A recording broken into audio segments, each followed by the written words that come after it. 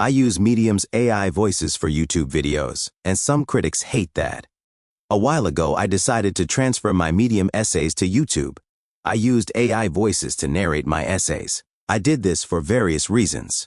However, on YouTube, almost all the comments have been negative, and nearly all focused exclusively on my use of AI voices. Not a single critic so far has commented on the quality of the AI voices I use. Instead, they have a problem with the use of AI itself. Indeed, even if the voices were perfect, I suspect that they'd still have a problem. I've also asked my critics if they like audiobooks, which of course aren't AI voices. I don't think they have a problem with the quality of the AI voices I choose, but with the very fact that I'm using AI voices. So the audiobooks are narrated by people who didn't write the books. That doesn't matter, as long as they ain't AI. I personally believe that the voices on Medium are very good. Some are better than others. As far as I know, there are only 5 voices to choose from.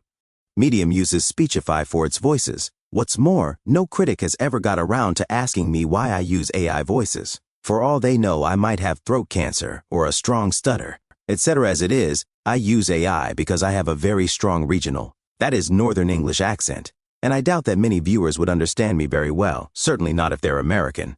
I'm also not very confident vocally, so I didn't see it as being a big crime against human persons to use AI voices. Sympathy with my critics. I can guess at some of the reasons as to why my critics take such a strong stance against my use of AI voices. More broadly, this probably reflects a problem with AI taking over. After all, surely using an AI voice is much worse than an AI machine, making the boxes or dildos which were previously made by human persons.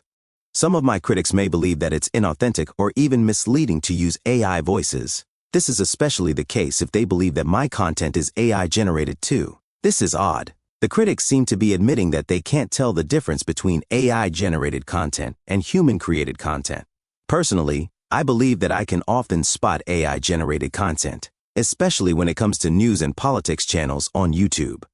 The prose style is over the top and embarrassingly titillating. That said, this isn't something I can prove. In more detail, AI content on YouTube, for example, using ChatGPT, is often generic and repetitive. Apparently, this is called AI slop. So my viewers may simply assume that my content is AI generated too. The problem is even worse.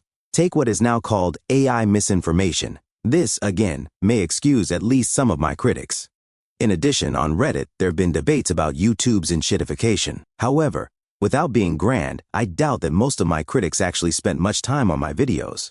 To put it bluntly, they probably clicked the video, heard the AI voice, and that was that. Of course, I could be lying, and my content is, in fact, AI-generated. Philosophy. My Medium essays are on philosophy. Therefore, my YouTube videos are on philosophy too. Philosophy is about ideas, arguments, concepts, data, etc. So surely, using an AI voice should matter less when it comes to philosophy. It can be seen that using AI voices may not work when it comes to counseling videos, which will require empathy, or even politics. Perhaps if I were an existentialist, or a political philosopher, or a philosopher of life, then what I've said about counseling and political videos would also apply here too. As it is, in my essays, lived experience or the first person play a minimal role. Indeed, the closer I can get to Spock or Grok, the better. Of course, this could be massive self-deceit on my part, but that's not the subject here.